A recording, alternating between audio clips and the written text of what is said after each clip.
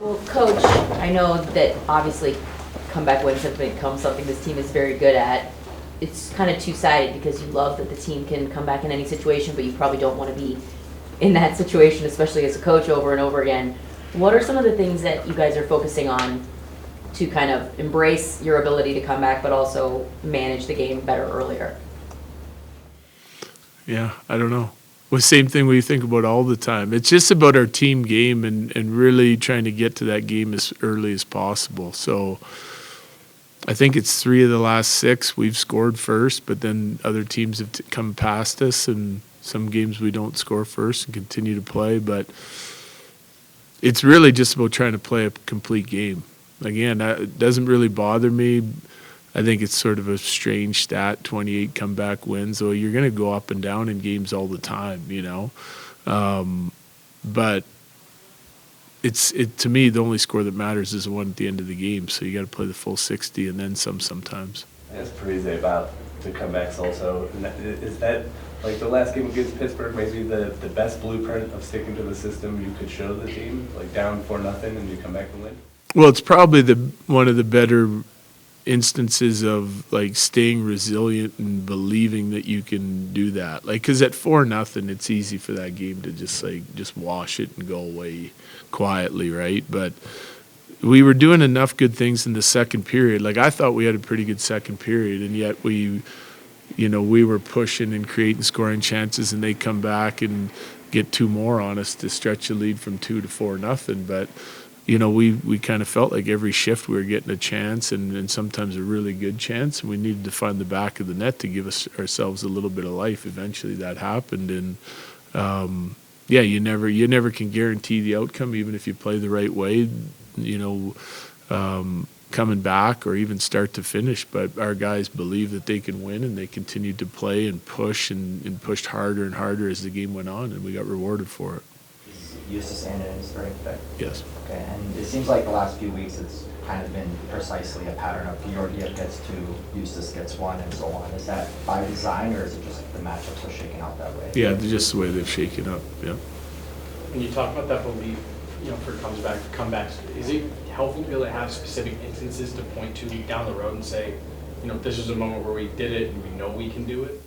Oh yeah, I mean, our team has a lot of confidence. Like there's no panic in our game because we go down 1 or down 2, and that's a trait that we've picked up over the course of the year, right? Like, because we've had times, years past this year, where you go down and you haven't got to your team game to where you want it to be fully, and you fragment and go your own way, and that's just a recipe for disaster for me. So that's something that we've tried to instill in our team, and our leaders have, and now that we're all bought into it. Like, getting scored on early doesn't change anything for us, or even if we score early, it doesn't really change anything for us. It's just continuing down the path and focusing on our process that we need to, pay attention to in order to have success.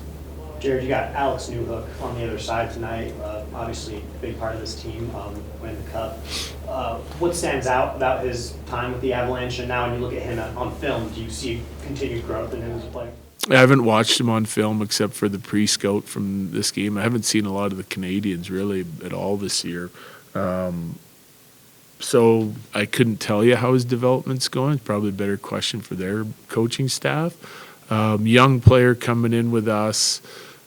Great skill set, good skater, good shooter, just sort of developing his NHL game and figuring out what it would take for him to be successful in the NHL.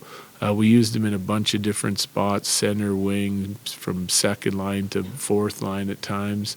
But he certainly has a skill set that you'd think that he's destined to have some success in the NHL, and he's been a good player for us at times, and he's been a good player for Montreal at times. I know he had the big injury that kept him out for a while, but it's a guy we're rooting for. Again, any player that comes in here and helps us win, I'm always kind of rooting for those guys if they have to go away or we make moves or whatever the case may be. So I got a soft spot for Newey. I know you answer a question about MacKinnon every day, but he's now chasing the franchise record of Peter Stastny for the most points in the season. What does it say about him to be in the same conversation as such a player, Hall of Famer player?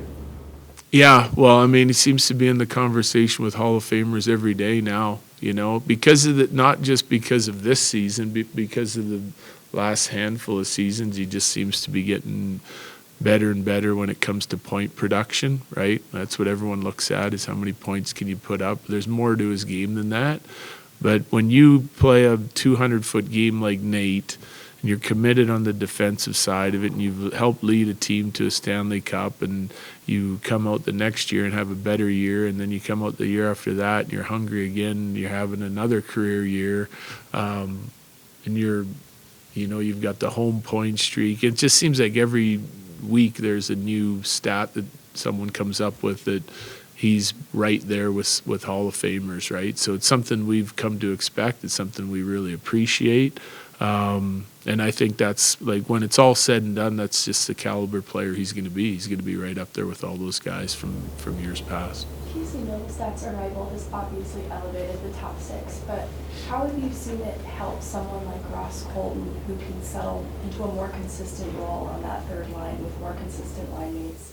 Yeah, it's helped. I mean, the depth, like, the one thing we've had since the trade deadline is a roster that's stayed the same, right? Like, there's a lot of periods through the course of a season where you're missing guys to injury, long-term, short-term, guys in and out all the time. And since the deadline, our lineup's been pretty steady line mates for all these guys.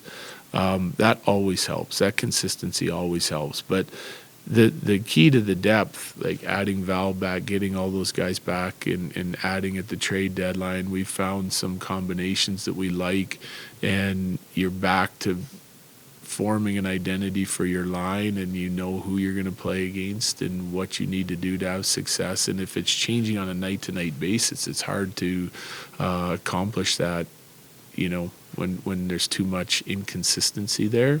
And most of the time it's due to injury and guys being out of the lineup. But now we're pretty steady. We got our lines back together, and I think the whole team is benefiting from that.